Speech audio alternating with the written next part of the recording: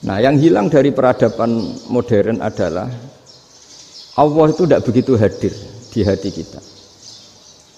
Saya sering cerita di mana-mana, teks hadis itu sebenarnya berbunyi gini, ini hadis sahih. Mangka na yu'minu billahi wal yaumil akhir falyukrim jarahu. Ada yang falyukrim jarahu dhaifahu, ada yang falyakul khairan aw yasmut. Siapa yang iman dengan Allah dan Rasul maka harus memuliakan tetangganya, memuliakan tamunya.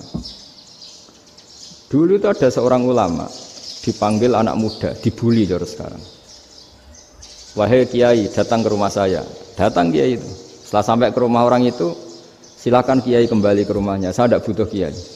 Kiai itu dengan riang kembali. Setelah di rumah dipanggil lagi. Pak Yai, silakan datang ke rumah saya. Datang lagi.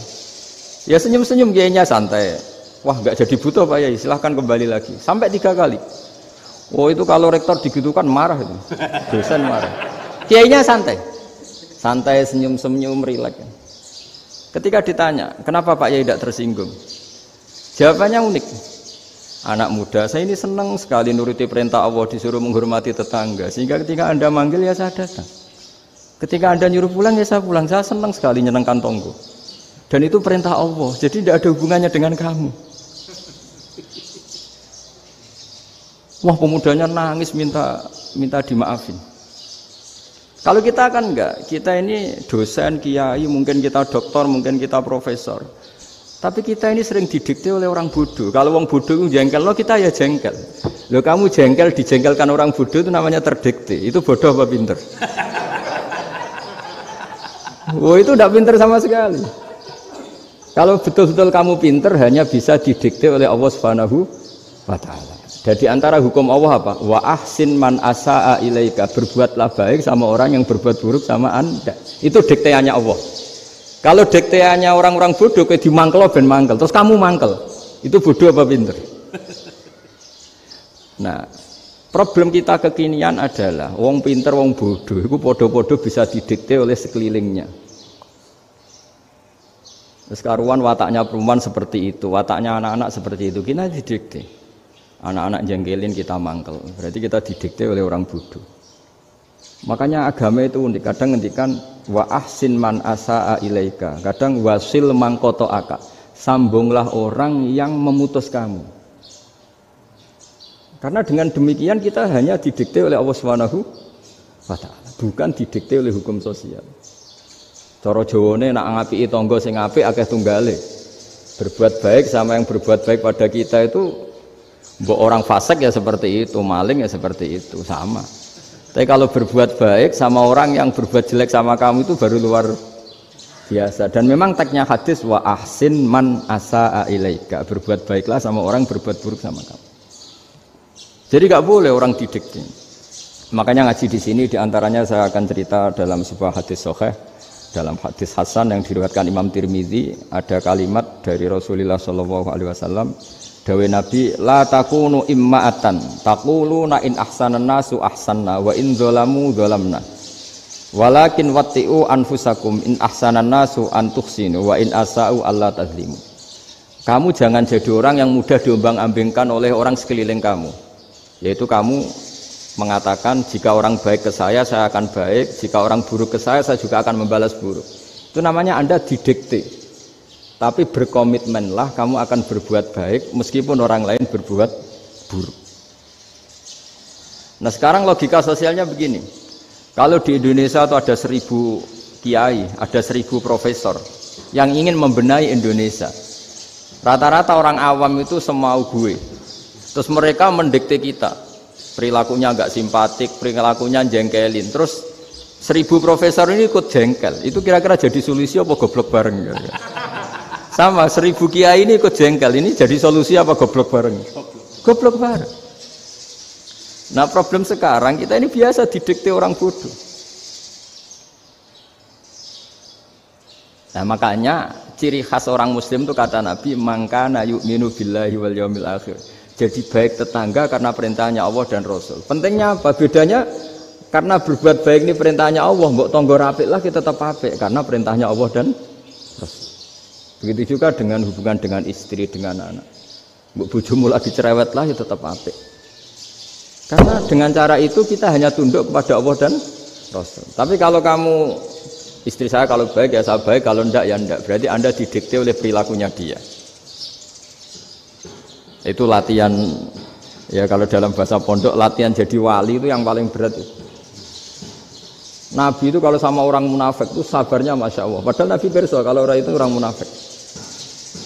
Karena dengan cara seperti itu, bahwa kebaikan Nabi pada seseorang itu atas perintahnya Allah dan Rasul, bukan atas nama servis. Kalau Nabi hanya baik kepada Abu Bakar, itu mungkin orang bilang, wisadune wong Abu Bakar baik sama Nabi. Tapi kalau Nabi baik sama orang munafik, Abdullah bin Ubay bin Salul, itu kalau nggak perintahnya Allah dan Rasul itu nggak bisa. Nah ini cobalah berlatih seperti itu, sehingga kita tidak mudah didikte. Ya saya ulang lagi, nggak mudah apa? Didikte. Maka di antara kebaikan Allah dan Rasul adalah bahkan orang dolim saja diberi jatah rahmat. Makanya tadi seperti mukadimah yang dibaca Pak Haris tadi, agama ini rahmatan lil alamin. Orang yang dolim saja dapat jatah apa? Rahmat, apalagi yang soleh. Nah kemudian yang perlu dicatat, kenapa kita menjadi enjoy dengan Islam? Islam itu adalah agama yang tidak didikte oleh materi. Jadi kalau Anda ingin makan enak, mungkin kalau pikiran kebanyakan orang, anak-anak muda yang milenial, yang gaul, ingin makan enak ya makan yang disukai. Misalnya sate atau bakso Malang atau apa. Kalau orang-orang yang jadi wali nggak gitu cara berpikir. Ini yang masih orisinil. Ditanya, ini dunia baru kesulitan makanan, baru resesi. Cara makan enak gimana? Jawabannya lucu. Ya gampang, idamuhu alju. Idam itu lauk. Kalau kamu ingin makan lauknya paling enak apa? Alju. Kamu harus lapar banget. Sampai kalau puasa itu melihat tempe itu wah luar biasa. Tapi kalau kamu nggak puasa, air putih itu nggak menantang. Tapi kalau puasa, tempe air putih itu menarik dan Anda tetap lahap. Apa? Karena lauk terbaik adalah alju, yaitu lapar. Lah tapi kita ini enggak. Kita ini kayak orang bodoh. Kayak orang bodoh tadi, profesornya makan nyaman ya kalau sesuai selera. Nah itu kan sama dengan anak-anak ABG. Anak ABG itu makan lahap ya kalau yang disukai. Lalu bedanya apa ABG sama profesor? Kalau cara berpikir masih sama kan itu. Kiainya juga gitu. Kiai makan enak kalau yang disukai, kalau enggak ada. Lalu bedanya apa kiai sama orang awam? Orang awam juga gitu, makan lahap ya kalau yang disukai. Nah ternyata perilaku kita ini yang pintar sama yang bodoh sama mas. Kalau kamu ingin berkasta lebih baik, itu cara makan enak itu apa? Idamuhu al-jur. Lauk terbaik adalah karena kita sangat lapar. Makanya masyhur dalam cerita-cerita tarikh sirah nabawiyah. Nabi diberi hadiah, beberapa hadiah. Di antaranya ada yang diterima, ada yang enggak. Termasuk yang dikembalikan itu dokter. Ada seorang raja memberi hadiah Nabi dokter Tobit. Itu sama Nabi dikembalikan. Karena dokter ini sudah lama kumpul Nabi itu nggak pernah sakit. Akhirnya dokter ini putus asa, ini nggak perlu diobatin. Ketika ditanya, kenapa ya Rasulullah engkau tidak pernah sakit? Karena kita ini kaum, kita ini komunitas masyarakat yang tidak akan makan kecuali lapar. Dan kalau sudah makan berhenti sebelum kenyang. Jadi sederhana sekali pengobatan zaman Nabi. Sebagian besar penyakit itu pasti disebabkan kita ceroboh dalam hal makan. Sudah ngerti kalau durian masalah, kalau makan durian enggak kehitung gitu. Apalagi kalau gratisan itu tambah banyak. Gitu. Pola tidur juga gitu kata Nabi, dan kita tidak tidur kalau tidak sangat ngantuk. Nah, itu namanya orang-orang soleh yang sudah ada didikte materi. Kalau yang didikte materi kan bisa tidur nyenyak kalau kasurnya enak, AC gini-gini.